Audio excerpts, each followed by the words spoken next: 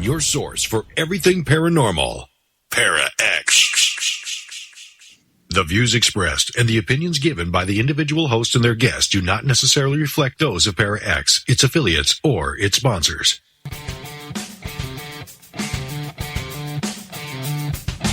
Supernatural. Magic. Ghosts. UFOs. Bigfoot. Extraterrestrial. Psychic energy.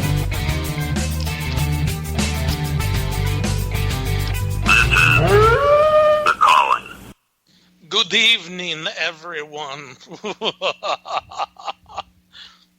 I don't know why I did that. That was weird. What are we doing now? Is it Sven What are we night? doing? What's going on? I don't know.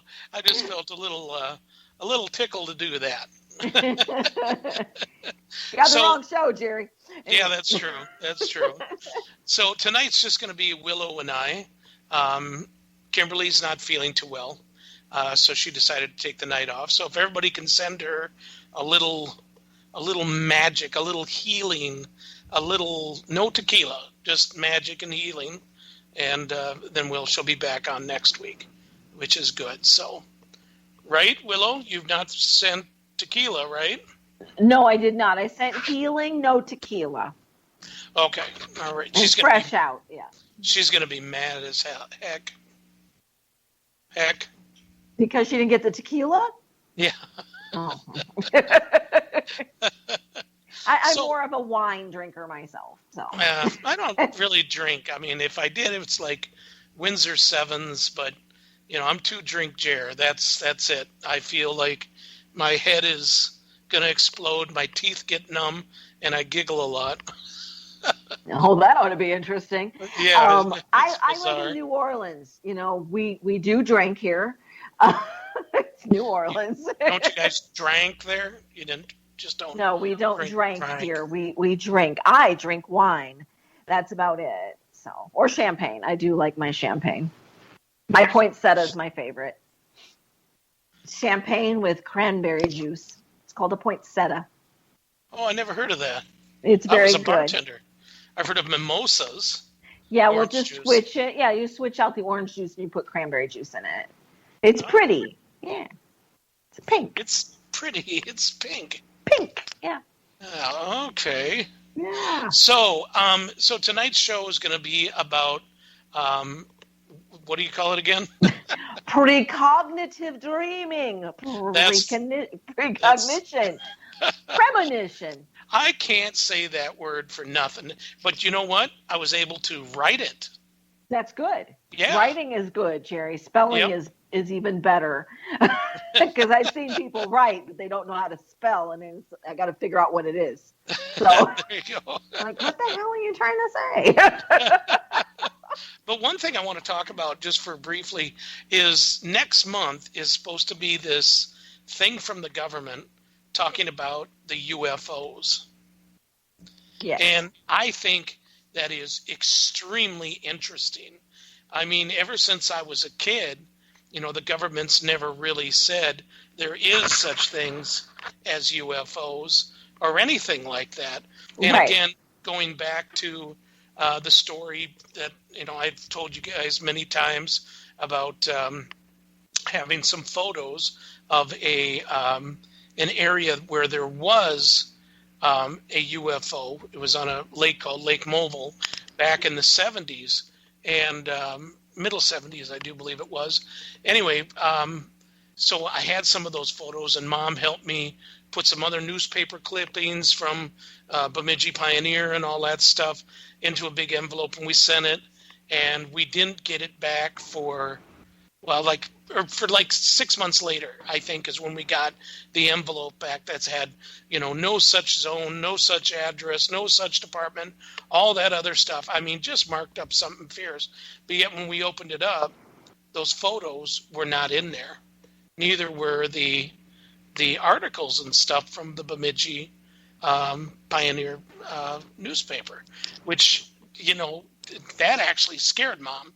She was afraid of the government since then, which was I don't crazy. blame her. Yeah. I don't blame her. But she, that's creepy. yeah. But now that they're coming out with this is, to me, huge. And I know to some of you guys are like, oh, yeah, whatever, and stuff. It's not about the little green men or little grays or whatever and stuff. But no, it's them finally saying that there is something. So it's going to be interesting to see if they're going to say that it was something that was made in other countries, or if it really truly is something that's not made here on this planet. No, it's made at Lockheed Martin Skunk Works. Oh, stop. My gosh. Did you see? I just sent you that live stream from Dr. Greer tonight. He was just on tonight. Right. I understand that. But the thing is, that just got me a little bit more interested in talking about this. Where we already had a subject. Exactly. Exactly. What I find interesting is how he has announced all this documentary he's putting out, in July? And all of a sudden, they weren't going to announce anything till later in July. And all of a sudden, the government moved it up to announce something in June. I find that funny. I find that interesting. Interesting timing. You know what I think that is? That is just something that happened. I don't really think it has anything to do with that. I mean, that guy is very interesting, that Greer dude, but I don't know. We'll have to see how it all plays out. Yeah. But honestly, this does segue into precognitive dreaming, because I told you about my dreams that I was having. During about a 5-day period, I had 4 dreams. Now, they were not reoccurring dreams, but they were reoccurring the same theme of dreams. Right. And that's also, it was very interesting, like I was being contacted. That's really what it felt like to me. And the first one, and I'm just going to tell y'all because, you know what? I hide nothing. You can call me crazy if you want. I just put it out there. Let's go down the rabbit hole. That's what I say.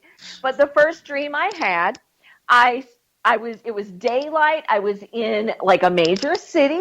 There were taller buildings like skyscrapers. I don't know where I was because here in New Orleans, we only have a few tall buildings, and I don't think it was here. It didn't feel like it was here.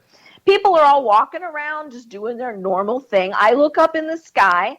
Here is a passenger jet, stationary in midair, not moving. I could see the nose, I could see the wings, and the tail was being blocked by a skyscraper. It was not as tall as the skyscraper. It was only about half as tall, off the ground. That's how high it was. And then I woke up. But the message I got was, this is what we can do. I'm like, okay. So if I see a plane suspended in air, then that might be alien. Okay, whatever. Gotcha. So the next night, it didn't even skip. The next night, I had another dream. And in this dream, now, I wanted to backstory this. I was not talking about any extraterrestrials. I haven't even mentioned it in weeks. It was not something that had been on my mind, so it wasn't like being triggered, right? If I'd had a conversation with somebody that night and then I had a dream, I would say that was a trigger. But I didn't have that because I haven't talked about it in a long time. And so this next night, I'm a daylight type of dream. I look up in this blue sky and I'm seeing 3 white dots, like kind of metallic looking, but almost like it looked like a cloud, like little round poofs of cloud, but they were perfect circles. And they were making formations in triangles. And then they would disperse and they'd come back. And I'm watching this. And I'm like, okay. And I hear, we can also do this. I'm like, okay, thank you for letting me know that if I see that, that could also be you. Okay, fine. Right. It skips a night. I go to another dream, like another night passed. This time, there was a silver metallic ball, a sphere. In the middle was like a band. It looked kind of like Saturn, but the band was attached to the ball. And this thing was about 2 feet in diameter. I knew it was not a manned ship. I knew it was like a drone. But they were saying, this is how we watch you. I'm like, okay. And it came down and it just kind of hovered in front of me. And I woke up. So it was like they showed me something else. Then the next night. So it was like 2 nights of dreams, skip a night, 2 nights of dreams. So the last dream I had, I was sitting in my bedroom. And there were these gold, copper colored spheres popping in and out of dimension. First, it was big. It looked like it was moving and it disappeared and then it'd pop and it would show up in another part of my bedroom. And I'm calling somebody else in. Can you see this? Can you see this? And nobody could see it but me. But this was very personal because this was in my own bedroom where I live now. And so that's why I felt something's coming, something's different. All of a sudden, I had no clue. And Stephen Greer just announced they're going to make their announcements early in June. They're not waiting till July. I found that very interesting. I don't believe in coincidence. I think there's a reason for everything. And like, I haven't had dreams like that ever. And I get visits from dead people, okay? I get really strange situations in my dream state, but I've never had that. And so that was just, that like triggered. I'm like, well, what are you trying to tell me? What's going on? What's this message? And then I hear the government's going to make this announcement. Well, it's going to be really interesting. Yeah. What that is, yeah. And just kind of let you know, people are messaging me saying they're hearing some clicking. That's what it is. It's your necklace hitting your. Yeah. I'm going to take my necklace off. I don't normally, but for you, I will. Well, no, not just for me. I mean, no, for all of you. Is that better? You hearing it now? No. It's gone? Okay. No, yeah, I thought you were clicking. That was weird. No, I don't even have a pen. I know that. I was watching your hands as you're talking, and they're I like talk with flailing. my hands a lot. Yeah, I do. There's a lot of flailing going on here, people. So now, have you had any type of dream or something like that of somebody who comes to you for help in life, face to face? But have you ever dreamed it first? Not like that. No, I haven't. Have you had that? Because I have not had that particular thing. Well, I have dead people come to me for help, but I've not had a living person in a dream come to me. I had a dead person actually came to me about their daughter. This was a while back, and I was living at that icky hotel, and this woman comes in, and I'm sitting down there talking with everybody, and she starts talking with us and stuff like that, and she's telling us about her kids, that her one kid is special needs, and she needs medicine and all that stuff, and how hard time it is and stuff. So anyway, that night I go to sleep, and all of a sudden this woman just comes walking right in my door in the dream, and she says, "Don't believe anything she's telling you. She's lying. Check it out with her sister, Becky." Oh, wow. And I said, "Okay, well, I don't need to check it out because I don't know her, She said, "Well, just to let you know," she said, "this is who I am." And then it flashed her name and everything on the headstone. Oh, wow. This woman died 5 years ago. Oh, So she's telling me interesting. that that's her daughter. Right. And that, to let Becky know if it goes any further. Well, a few days later, me and the maintenance guy were sitting there talking. I can't remember what was going on. I think it was air conditioner was broken or something. And he comes in, he's fixing that. And all of a sudden she knocks on the door. And she said, no, I know you don't know me, but I'm trying to get up like $10 to get my daughter her medicine. And I said, your mother died about 5 or 6 years ago? And she's like, yeah. I said, and her name was Deborah? She said, yeah. I said, she actually came here last night. She's like, she was dead. I said, she came to me in my sleep, and she told me that you were going to lie about this. You have 3 daughters, and your daughters are being raised by your sister, Becky, and you haven't seen them since they were little. And you shouldn't be using this to try to gain money from people. And she ran out the door. And then all of a sudden her sister shows up and says, do you know a guy named Jerry? And I said, yeah.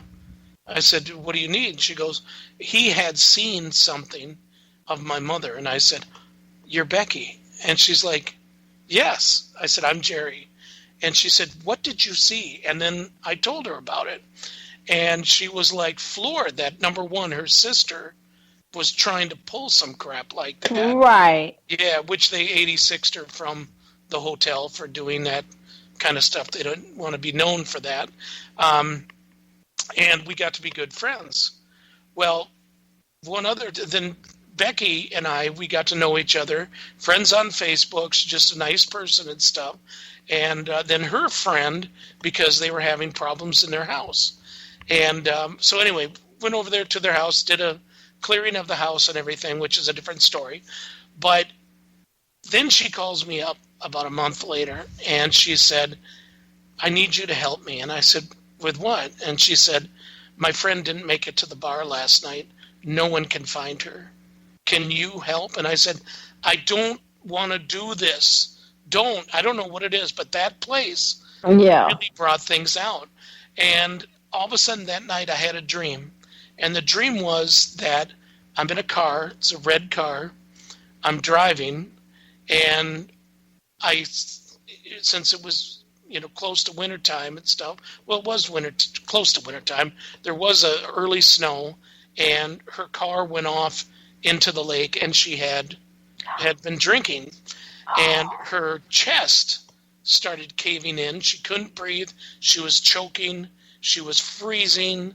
And then all of a sudden her head started feeling like it was buzzing and really bad. And then all of a sudden it's weird to say because it just felt like my head was numb. Yeah. And then everything was quiet. And you could hear water for quite a while until finally it was lights out. There was no more pain or anything. Right. And so I called Becky back and I said, have you contacted the hospitals? Yes. She said, nobody's in the hospital. And I said, you contacted the sheriff's department out there? This is out in Buffalo, Minnesota. Yeah. And she said, yeah. I said, well, I had a dream. I said that there is a lake, and she's actually in the lake. I said, does she have a little red grand dam? She's like, yes. And I said, okay, it's in a lake. She's in a lake. And she's dead? I said, that's what I feel. And again, told her, I don't want to do this no more. You can go ahead and tell me, but in the future, don't ask me nothing more. Mm-hmm. And the next day, they did find her car. Yeah. In a lake. She had lost control. Her blood alcohol was way beyond the legal limit. I think. Yeah, it was too bad. It was too bad. And this is another weird thing, is that I felt like I knew her.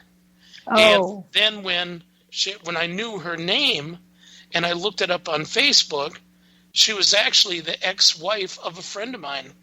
Oh, wow. Yeah, but I never met her before. Yeah. And I called him up, and he's like, "What are you talking about?" And I said, "I think you better call. Are you still friends with her mother?" "Yeah, call her." Yeah. And then he's like, calls me back crying, Yeah. with kids and everything. He was fighting a custody battle, and he did finally get his kids and stuff. Right. So, but It's sad, but yeah. I mean, for me, I have people come to me to try to solve murders. Okay? I I wouldn't hate want it. that. I hate that, okay? But they're alive and they're coming to me wanting me to connect with their deceased loved one to find out how they died or who was involved. And if it's been real recent, I will have that person pop in and I see through their eyes. And I hate that. I don't want to see that. I don't want to know this.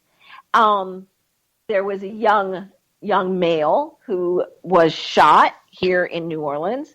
His fiance had been wanting to get a reading with me for a long time, and she was saving up for the and I don't charge, it's like donation out in Jackson Square. She literally didn't have any money, okay? And she goes, "I'll come next week. I get paid. I'll come next week and see you." Well, I didn't see her for a while, and all of a sudden she shows up. She goes, "I need the reading now." And I'm like, "Okay, well, have a seat, And she said, I said, "Well, what's going on?" And she says, "I don't know if you can help me. I have to find out the truth." And I'm like, "Okay." And she goes, "My fiance died yesterday."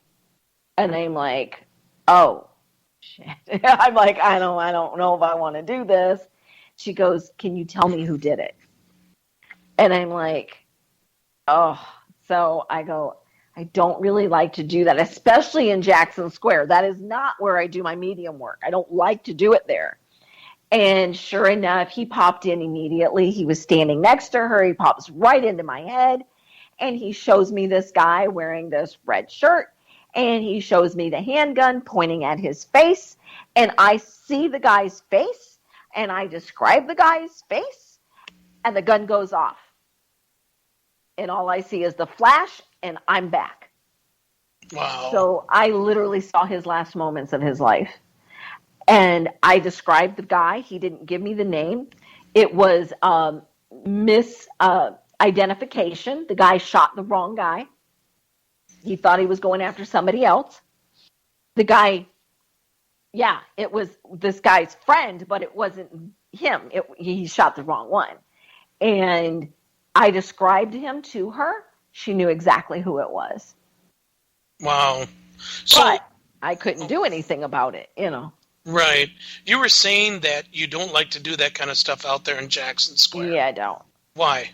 Well, number one, it's way too loud. There's way too many energies out there.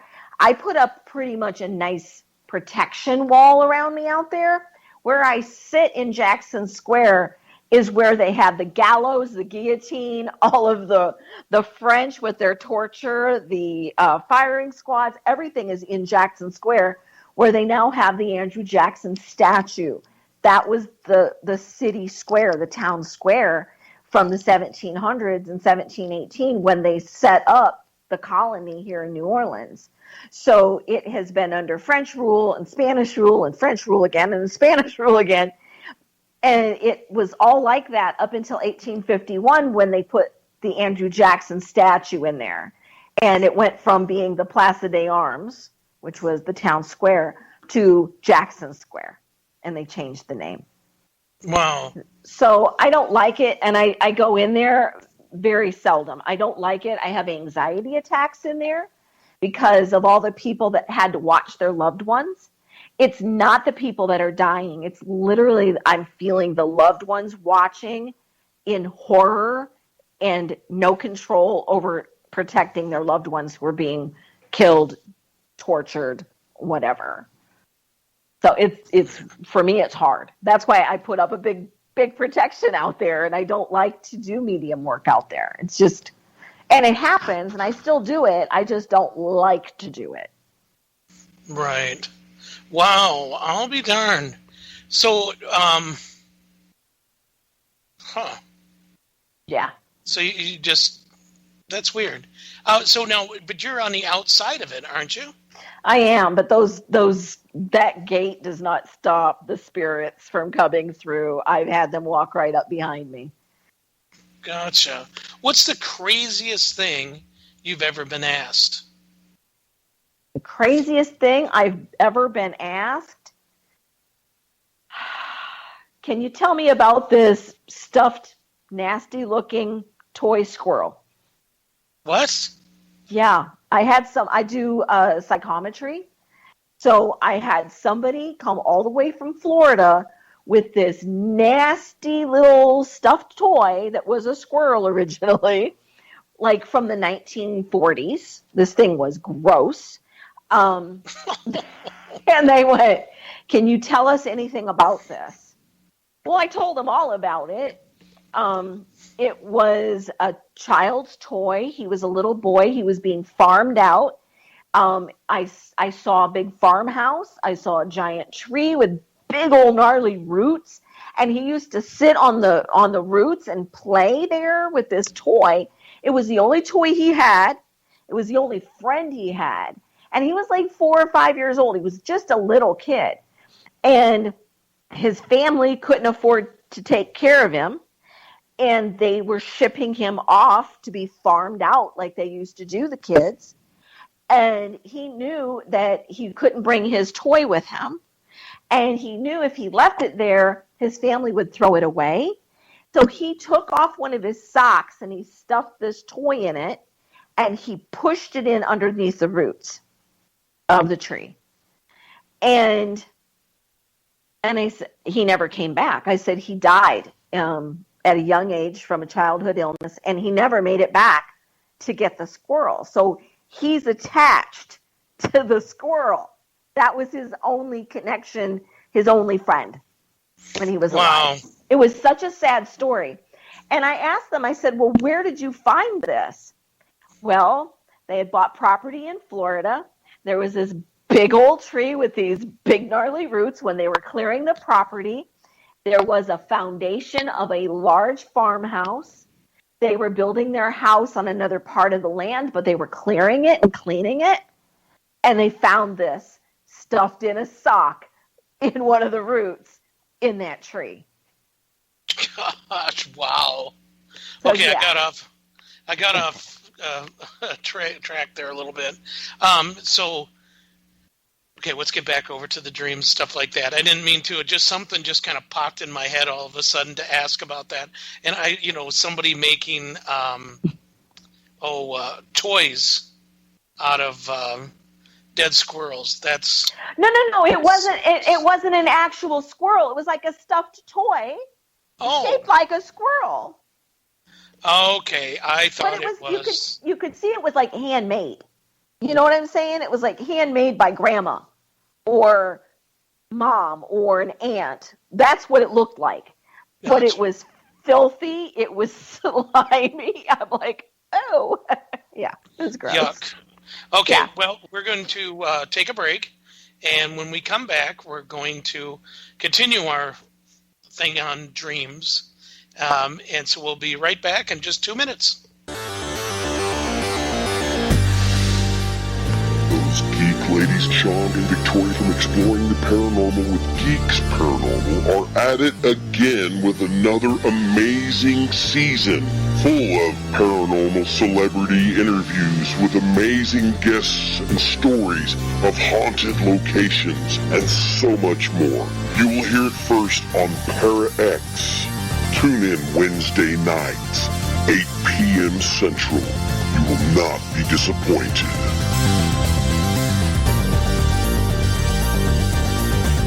Are you haunted by shadow people in the middle of the night? Do you secretly love all things creepy and spooky, enjoying ghost stories and horror fiction from the best storytellers? Do you have a true ghost experience you want to share, but no one will believe you? If yes, listen to the professionals on What Are You Afraid Of? Horror Paranormal Show Friday nights at 9 p.m. on Para X Radio and at www.whatareyouafraidofpodcast.com. What Are You Afraid Of on Para X?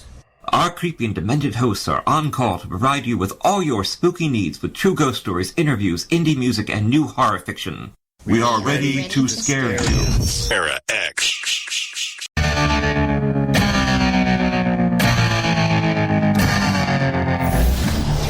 If you're looking for a truly unique podcast experience, we have you covered. Spirit Bayou with CJ Dunham airs live from the Third Coast in Southeast Texas on Tuesday and Fridays at midnight Eastern Time, covering Creole folklore and folk magic to strange paranormal activity to new equipment for the field. CJ Dunham is a Catholic swamp witch, a devotee to our Mother Mary in the Trinity, a true believer in our Lord, the Holy Ghost, and Christ. Peace be with your spirit and the spirits by you. And we're back. This is Jerry with the calling, along with Willow Le Marchand. And right now, Para X is happening. All these awesome shows that they got. Of course, our show, which tomorrow by about 4 o'clock, our show will be on www.thecallingradioshow.com and on the Calling Radio Show YouTube. So take a look for it. Both are cool to listen to it from. But you also have shows like The Gathering, Tuesday nights, 8 p.m. Central Standard Time, 9 p.m. Eastern Standard Time. You also have Spirit Bayou. It's on Mondays and Fridays with C.J. Dunham. Listen for that. And right after us, it's Geeks Paranormal.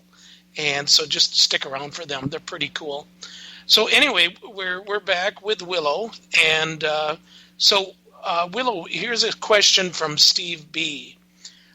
Ever do lucid dreaming? You can train yourself to actually do that. I have done it. I can wake myself up in a dream if it's too bad. It's like, no, I don't want to be here. Wake up, kind of thing. So yeah, I mean, it comes and it goes. I mean, yes, I know you can really train yourself to do it. I don't think I want to do it every night. I think I would be tired. I need to sleep. But yes, I know you can train yourself to do it, and I have done it. Cool. All right. Have you done it? Me? Yeah. What exactly is lucid dreaming? You can control your dream, basically. Oh, that's right. Yeah. I think I've had it a couple times. I don't remember exactly the dreams, but I just remember, being able to wake myself up and all of a sudden go back to sleep again, and it restarts or starts in a different way. Right. So that's pretty interesting. Karen says, I just had a dream where I was sleeping and dreaming. So a dream within a dream, and not a great one. Oh, no. I've had that. I've had a dream where I was sleeping and dreaming and telling somebody about the dream that I had just had, and then I woke myself up. It was weird, but it wasn't a bad dream, luckily. Sorry, Karen. Well, I'm sure she's not looking for a sorry on that, but that's good. No, it was not a great one, she says. That's not a good thing. I'm sorry, it wasn't a great one. Steph says that she's had those, not intentionally, Yep. but nothing less. So, okay, now what would you call it a dream then, where a person is fully awake and they see something that's going to happen or that is happening in a different time, and then you're pulled back to your time again? Would you call that a precognitive dream? No, I would call it a precognitive vision. Vision. That's clairvoyance. That's different. A dream is when you are asleep. It's in the dream state, and you see something in your dream that's going to happen. Like, I dreamt, the worst one I ever had was I saw my father die. Oh. And I told my mother that he was going, and this was when I was 13. He was going to go in for a hernia surgery, which is no big deal. Even in 1975, it's a minor surgery. The night that I knew he was going to go in for his pre-surgery visit to the doctor, I had a dream where I watched him being chased through the woods, and he tripped on a log, and whatever was chasing him caught him, and it killed him. And I knew he was dead. And I told my mother, I said, there's something that they don't see that's going to kill Dad. He can't have the surgery. Don't let him have the surgery. Sure enough, they opened him up, and it was not anything that was normal that was coming out. That was all cancer. It was all cancer. That's all they saw. Wow. And they closed him back up, and he died 5 weeks later. I'm sorry. But yeah, that's what I'm talking about when I say a precognitive dream and seeing something that's going to happen. And it may not always be exactly the way that it happens. Like, my father didn't die because he tripped on a log. He died because the unknown thing, which was cancer, was chasing him. We just didn't know what it was. So it still ended the same way. It was just, they will give it to you in symbology sometimes. So and yet there are other times when you might have every single detail, and I've had that as well. I've seen, when I lived in Tucson, Arizona, I lived on a very busy street, and we had accidents on that street all the time. And I saw two different cars. I could tell you what color they were. I don't remember what it was now. But in my dream that night, I saw two cars hitting each other because it was a suicide lane, okay? I was on Grant Road, and at a certain time of the day, everybody went one direction. It turned into a one-way. And then and the lights would flip, and you'd have to know you got to get off that street because it's now a one-way, and you're going to hit somebody head on. Somebody didn't get off the street fast enough. The next day, they hit each other right in front of my house. Oh, my goodness. And I saw both cars that night. I knew it was going to happen, and I heard it when it happened. I was wow. home. So, well, here's a question for you. Now, this one I've never asked, and I don't think I've ever talked about it on the show. A friend of mine, Phil Holt, many years ago, we were kids, right? It was right after my mother passed away. We used to go to this bookstore. I can't remember what it was called. We used to buy all of our comic books there and stuff. And the next day, there was supposed to be some new books coming in, okay? Mm-hmm. And we were excited for it, you know. We were kids. Right. Anyway, so that night, I had this dream, and my friend had the exact same dream. Now, this is weird. What it was is we were on Main Street of Bemidji. Nobody was around. I didn't see him. He didn't see me. Okay? But we were on the same street. And this spider, very large spider, is coming towards us. And we have a football. And we take the football and we throw it at the spider. And now this spider is huge. It's the size of a bus. Oh, geez. Then all of a sudden we see through the spider's eye looking at us. And we are dressed in black and white referee uniforms, like you'd see for football. Now, hold on. Yeah. Hold on. So this is just a weird thing. It was terrifying, you know. It was horrible. And this is the weird. I wish Phil and I were still friends so I could call him up, you know, especially after what you say. But anyway, so here we are. We're just, you know, I mean, I'm so scared. I couldn't go back to sleep again. And the next day, Phil calls me up and he said, "Hey, I had a weird dream." And I said, "So do I." And he goes, "There was a spider." And I said, me too. And he goes, okay, don't say any more. Draw it out or write it down. And I said, okay. Yeah, I know. Origin of Jerry and Spiders. Thank you, Shirosky. So we each write it down, and we both made a drawing of this spider. And we both made a drawing of us wearing the black and white uniform with black pants, brown belt, and brown shoes. And but he was a blonde, but he made his hair dark for this in the drawing. And so we met outside, and we're sitting there talking about it and stuff. And I said, what did you see? And he hands me his paper, and I handed him mine. And we both just freaked out because it was the exact same dream. So we sat there talking about the dream, the smells. Oh, wow. The sounds that were going on around, which was weird because Bemidji, it can be kind of bustling, especially during the day. There was no sounds whatsoever. There wasn't even the sound of Lake Bemidji because we were only 2 blocks away from it. You couldn't even hear the lake. There was nothing. It was very stifling. And I'm like, wow, this is really weird. So I said, well, do you want to go to the bookstore? And he goes, yeah. So we get on our bikes. We drive the 2.5, 3 miles to get down there. We hide our bikes. We don't have locks for them. We run in there. And so we're looking at the comic books and stuff like that. All of a sudden, Phil freezes. And he goes, Jerry, come here. And I walk over there and I take a look. Here is a brand new comic book that just came out. It's a spider, very large spider, in the middle of a street. And there's a guy wearing a football, The referee uniform. Refereeing uniform with a football in his hand, like he's going to throw it at the spider.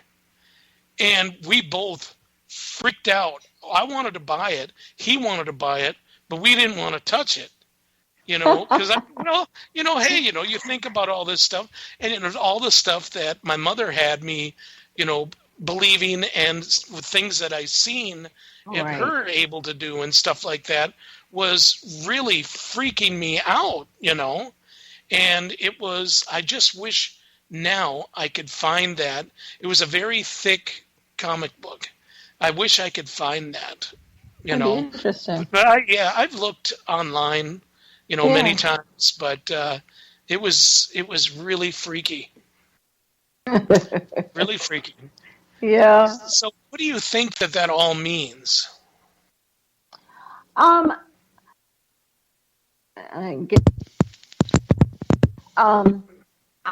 think what that was, it was like precognitive, and both of you had it exactly the same.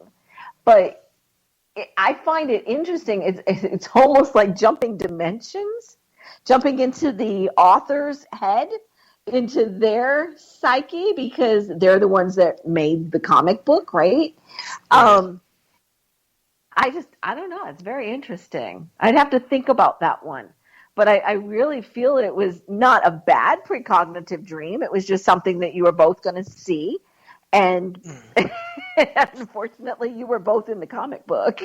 Yeah, it was just weird because it was 1977 or 1978. It was one or the other. And again, like I said, I've never, said anything to anybody about it. And especially never said it on the show and stuff like that. Yeah, no, I've never heard that story. Yeah. Yeah, it was strange. But anyway, talking about the dreams and stuff like that, they're pretty incredible. I did have a dream. I think I might have mentioned this on the show once before, but I don't think I have with you. But I kept having this reoccurring dream every night for 5 weeks. And it was a dream that on 3/27, March 27th, that I died. Okay? And this dream kept coming through all the time. So it was freaking me out. That's when I was staying at the hotel. But here's the whole tale of it. I mean, it's not that a lot of one friend of mine actually thought I was going to kill myself on 3/27. But well, let's go back to the story. So anyway, so a friend of mine, Bobby Sullivan, was actually going to do the ceremony for my ashes and when I died and stuff. So he always went to the center, which was Echo Bodine's place, and that's where they were going to do the ceremony and stuff. And everybody could come. We didn't want anybody to be sad. Just everybody was going to be talking, about the crazy stuff I've done and stuff, Right. And, and so anyway, I show up there and I'm looking around and I'm seeing this sign that says, "We're here to celebrate the life and time of Jerry Ayers." And I went, "What? I'm Jerry Ayers." Then it said that I died. And I was like, "No." And Bobby come on out and he's like, "Can everybody please take a seat? Let's talk about Jerry here." And I got in Bobby's face. His eyes met mine. And I said, "I'm not dead, Bobby." And he stopped for just a second and looked at me. And I mean, I know that he's seen me for that brief moment, Yeah. But then he snapped out of it and started talking about me and our friendships and our friendship and stuff like that. And he later on, I mean, I'm freaking out. I'm trying to grab anybody, and stuff like that. And he's about to smudge. And I can feel myself being pulled out the door. And I didn't want to go. I wanted to stay there. Well, then all of a sudden I wake up. This is the whole thing. Yeah. So on 3/27, I'm sitting there. It was on a Tuesday night. This was 3 years ago. And I'm listening to The Gathering, The Gathering, The Gathering. And I'm eating my dinner, right? All of a sudden I get this phone call on my phone. And I'm like, man, come on, It doesn't even have a person's name on it. And I'm like, hang it up. So all of a sudden they call back. And Steph, oh boy. So then this time I answered the phone. And they said, "Is this Jerry Ayers?" And I said, "Yeah." They said, "Do you have a gun with you?" And I went, "What?" I go, "I have a permit to carry." I go, "Who is this?" "The St. Paul Police Department. We need you to come out of your room, number 420. And I go, "What are you talking about?" And so I took my gun off and I put it down. I thought, this is just a practical joke, So I open up the door and I look down the hallway. There is 4 officers with their guns drawn. And behind me, I take a look and there's 3 more.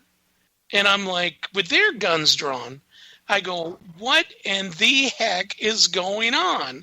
I use stronger language, but I didn't want to get fined by CC. Right, you would, yeah. More cookies, I know, yeah. Yeah, no, it's muffins or cupcakes this time. Yeah, which actually would be good. But anyway, so they said, "Step out." I said, "My gun is on my bed." "What the heck is going on?" They said, "Come towards us." And I said, "Well, I need my cane, because the cellulitis was really taking over my legs then. And so they said, "No, just steady yourself on the wall." I said, "There better be something to this, because if this is a practical joke, I ain't laughing." So I walked on out and stuff, and they said that this one friend of mine said that I was going to kill myself on 3/27. I said, "Kill myself?" They said, "Yeah." And I went, "I'm not going to, what the heck is this? I'm not going to kill myself." And they said, "Well, we want you to know about suicide prevention." And I said, "Listen, I'm listening to my favorite show. My dinner is probably frozen by now. I'm really getting upset with this. I'm done." And they were going to take out cuffs. I said, "If you're going to put those on me, we're going to have a real problem." I said, "Who is this person?" And then when they said it again, I'm like, "Oh, she smokes a lot of dope. Did you check into that?" Because it's like, I never said I was going to kill myself. That's nuts. And they said, "Well, it's tonight at midnight. It's 3/27. I said, "Listen, if I was going to kill myself, 3/27 is when the funeral is. How long does it take to get ashes back? They said like a week or two. Then I would have done it a week or two ago. Think about it, you know. And finally, after talking to them, they realized I wasn't going to do anything like that. They were going to give me pamphlets, and I said, give it to somebody who really needs it, you know. And I said, I'm done with this conversation. This is crap, you know. So right away, I did get rid of my friend and everything. But so that night, I was sleeping, and at just a little bit after midnight, I get woken up. It was a visitation from my mother. Oh. Yeah, because she died on 3/27. Oh. Yeah, so that was the whole thing. There's a little bit more to it. I don't want to go into it. There was also a couple there, too, that meant a lot to me in my life and stuff. But it was just the weirdest thing I had ever been through. Oh, and wow. So, yeah. So then the dream stopped after that. But every time I would say when I'm close to, you know, the date of 3/27, I start getting the reoccurring dreams again. And this last time, I really didn't have a visitation. I don't remember exactly what happened, but it wasn't a visitation. But, you know, that's just weird. Yeah. That's interesting. I wouldn't actually call that precognition, but You wouldn't? well, you didn't die. Well, yeah. Well, that's the whole thing is, of course, I didn't die.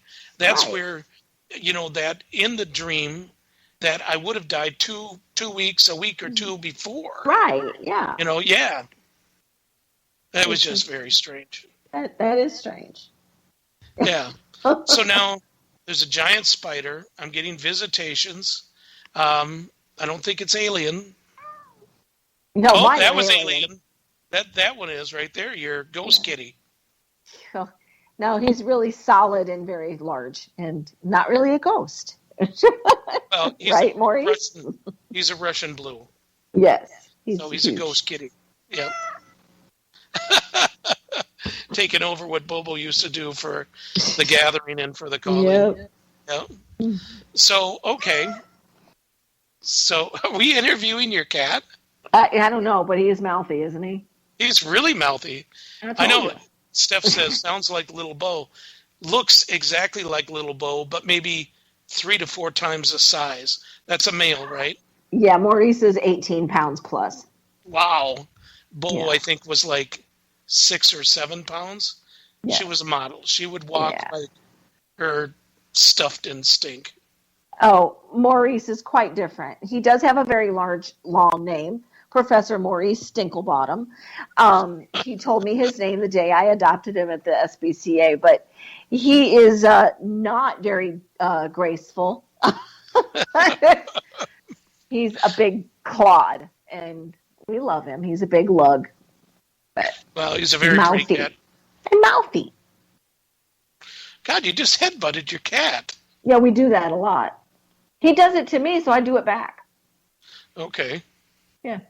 Awesome. So, anything more you want to say about the precognitive dreams? I think that it's very important if you're having very vivid dreams that you should keep a dream journal. I've always told my clients that dream journals can really help. Because let's say, like for me, it was a recurring theme. It wasn't an actual, this is the same dream all the time. But I've tried to keep track of every detail because, well, what if there's a message, but it takes me several dreams to get the whole thing? That's why I recommend having a dream journal. And I think that can help a lot of people. So, that's what I would just say. If you're having reoccurring dreams or you're having themes, you should have a dream journal and write it down. Or if you have a recorder on your phone and you don't want to, move in the morning, sometimes you put your foot on the floor, you're going to forget the dream, then just record it before you get up and then you can, write it down later. But at least you'll keep it. You'll remember it. Right. Interesting. her cat now is just like face into the camera, Yeah, staring at me. And I'm trying to see over him, That's funny. Okay, so all right. So now, do you feel that in dreams pain can be felt? Sometimes. I would say if you are getting a message about pain, you could very, very well feel pain. I mean, I don't normally feel pain, but and now we have the baby Yoda, and the cat's not interested. Okay, so so no pain. No pain. I don't, unless it has something to let you know that you're going to have a pain or you're going to be hurt or something like that. Then you might feel pain. Right. But I've never felt pain in my dream. Okay. Actually, I have. Yeah, weird. Okay, well, this is pretty good stuff. Yeah, I think so. Yeah, Kimberly missed out. Yeah. Looks like there was some tornado warning in Kim's area, too. Yeah, I'm looking at it right now. Faribault's got some, Faribault's got a lot. And Warsaw, it's coming our way. Oh, Yay. Not good. We've been having that kind of stuff, for weeks. It's been nothing but horrible weather, so. Now, you guys had some flooding down there, too, didn't you? Yeah, well, it's Lake Charles, which is the area that got hit twice last year by the hurricane. So they already got two, Cat 4, Cat 5 hurricanes hit them. Now they're underwater. So, yeah, I just feel so bad for them. I guess there's been 3 people that have drowned in the flood. Yeah, it's bad. And Baton Rouge, too, which is north of us, they also have had issues with flooding. We've been lucky. I had a small flood here about a week and a half ago, and it flooded my garden, which now has killed most of my peppers. But, it's what are you going to do? I live in a flood zone. Right. Well, if everybody gets a chance, you should actually check out on Facebook Willow's Witchy Garden. It's actually really interesting. She has a YouTube channel. I do. So you go and take a look at that. Hey, you do a really good job at that. Hats off to you. Oh, thank you. I try to help people that are in urban settings learn how to garden. Excellent. Okay. Well, I think it's time. So I want to thank everybody for listening. Para X, thank you for everything you do. And Sarge, you bomb, man. You great. And the troops out there listening, let's keep your head down. We'll see you next week. Thanks, everyone, for listening.